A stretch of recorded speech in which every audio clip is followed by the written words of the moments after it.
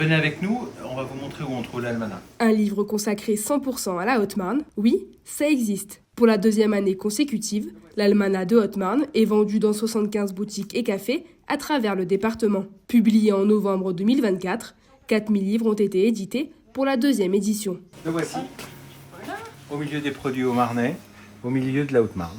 Le but, mettre en avant le territoire haut-marnais et son patrimoine, une proposition qui plaît au public champenois puisque les 4000 exemplaires de la première édition ont tous été achetés. La particularité de l'almanach, c'est de reconnecter aussi avec le quotidien, c'est de donner un sens à des choses qu'on voit tous les jours et qu'on finit par ne plus comprendre ou ne pas vraiment connaître. On parle de tout dans l'almanach, donc tout le monde se sent concerné à un moment ou à un autre par des recettes ou bien de l'histoire, de la nature. On parle d'hier et on parle surtout d'aujourd'hui aussi. Ce petit livre de 220 pages met en avant plus de 150 sujets, dont la fonderie d'Aumartin-le-Franc. Donc là, on a et l'histoire, on a à côté des gens qui travaillent sur la conservation et qui font vivre aujourd'hui encore ce patrimoine-là.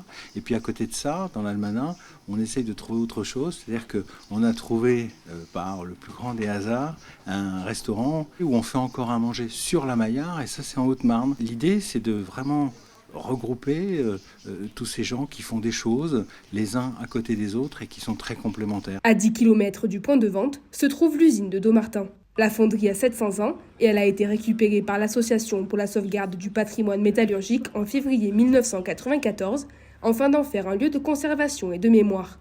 C'est ici qu'est né le Conservatoire des Arts de la Métallurgie. Nous sommes particulièrement reconnaissants de son travail qui valorise la Haute-Marne, qui valorise les Hauts-Marnais, qui valorise nos trésors. Et il était évident qu'il fallait que cette histoire finalement de la métallurgie, de son patrimoine, mais aussi l'histoire actuelle, puisque la métallurgie est toujours le premier employeur du département, eh bien, il nous paraissait essentiel de collaborer. Divisé en 4 départements, Machines, Art du Feu, Fonte d'Art et le Fonds d'Art de Dommartin, l'usine permet de conserver et perpétuer le savoir-faire métallurgique à travers les années.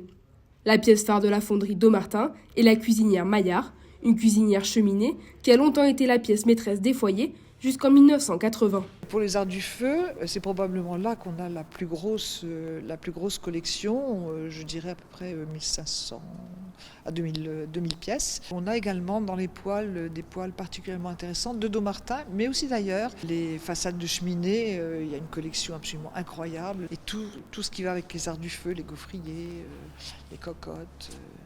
L'histoire de la fonderie de Dommartin-le-Franc est expliquée en détail dans l'almanach de Haute-Marne.